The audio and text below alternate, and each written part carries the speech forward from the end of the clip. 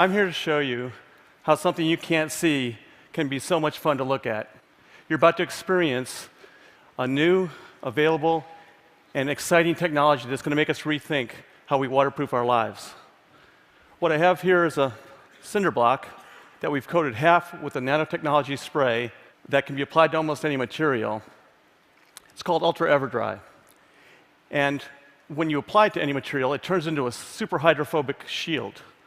So this is a cinder block, uncoated, and you can see that it's porous. It absorbs water. Not anymore. Porous, non-porous. So what's super hydrophobic? Super hydrophobic is how we measure a drop of water on a surface. The rounder it is, the more hydrophobic it is.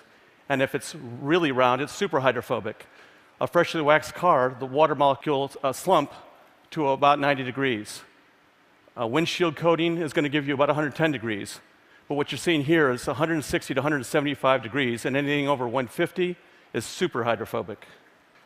So as part of the demonstration, what I have is a pair of gloves, and we've coated one of the gloves with the nanotechnology coating. And let's see if you can tell which one, and I'll give you a hint.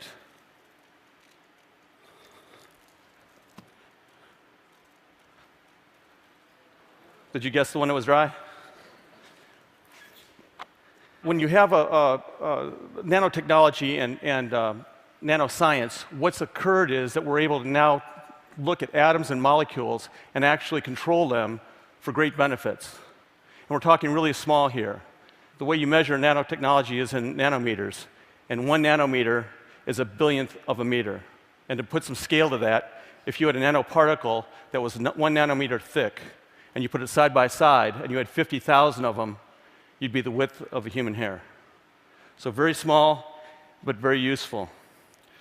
And it's not just water that this works with. It's a lot of water-based materials like concrete, water-based paint, mud, and also some refined oils as well.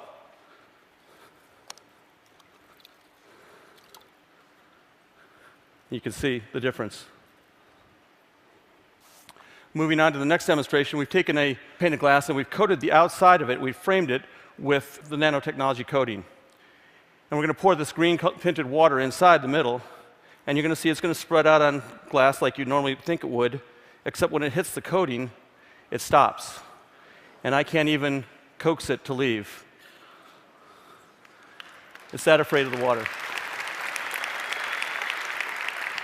So what's going on here? What's happening? Well, the surface of the spray coating is actually filled with nanoparticles that form a very rough and craggly surface. You'd think it'd be smooth, but it's actually not.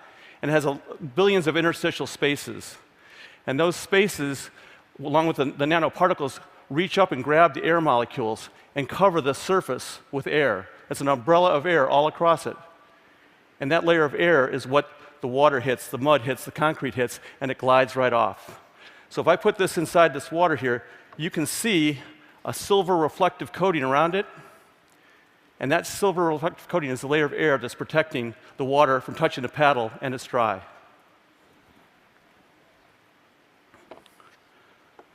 So what are the applications?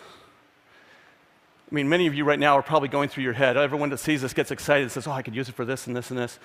The applications, in a general sense, could be anything that's anti-wetting. We've certainly seen that today. It could be anything that's anti-icing, because if you don't have water, you don't have ice. It could be anti-corrosion. No water, no corrosion. It could be antibacterial. Without water, the bacteria won't survive. And it could be things that need to be self-cleaning as well. So, imagine how something like this could help revolutionize your field of work.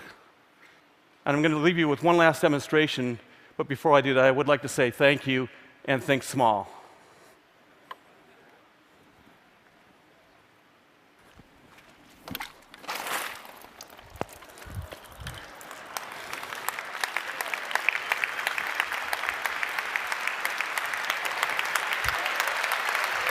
It's going to happen. Wait for it. Wait for it. You guys didn't hear about us cutting out the design from TED? he ran into all sorts of problems in terms of managing the medical research part. It's happening!